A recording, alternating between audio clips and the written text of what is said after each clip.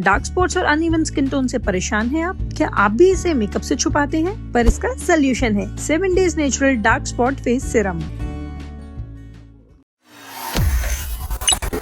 वक्फ संशोधन कानून के खिलाफ सुप्रीम कोर्ट में आज दूसरे दिन सुनवाई हुई, जहां कोर्ट ने मुस्लिम पक्ष को फौरी राहत देते हुए इस पूरे मामले पर राहत देने का फैसला किया है। इसी बीच मुस्लिम पक्ष का जो दलील रखने वाले अभिषेक मनु सिंघवी पहली बार मीडिया के सामने आए।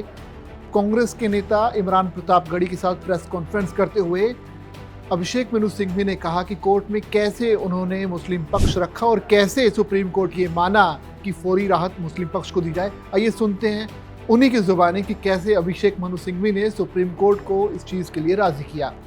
A constitutional validity of the act will not be judged by a stray abuse, supposedly true, I am not saying it is true, in Kerala or Kashmir or Pashchim Bengal or Gujarat.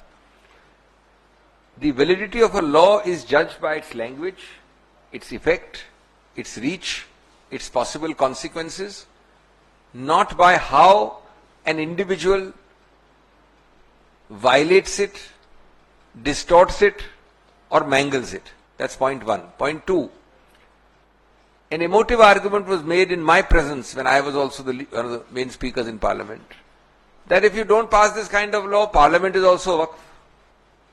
Your house is also waqf, my house is also waqf. Somebody said the Supreme Court is also waqf. Will you decide this validity like this, of this law?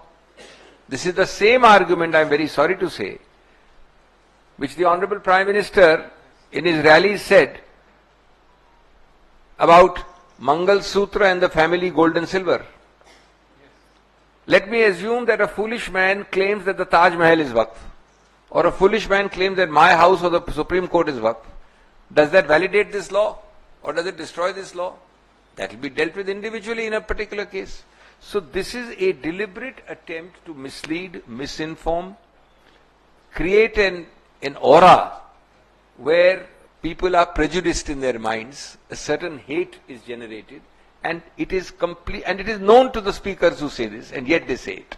देखिए, मैं इन मामलों में बहुत कुछ कह सकता हूं, लेकिन आप देखेंगे कि मेरे शब्द बहुत सीमित हैं, बहुत नियंत्रित हैं और बहुत अनुशासन से भरे हुए हैं। हमारी जीत और उनकी हार की बात नहीं है। जो आदेश है, आंतरिक आदेश उच्चतम न्यायालय का, मैं आपके सामने रख दिया। 3 बिंदुओं का आदेश है।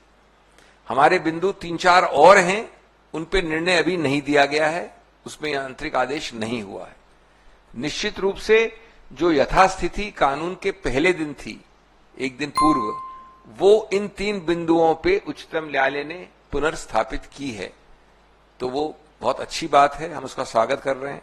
नॉर्मली मैं समझता हूं कि उस चीज का स्वागत नहीं किया जाता है जिसमें हम हार गए हों या तकलीफ हो जिससे हमें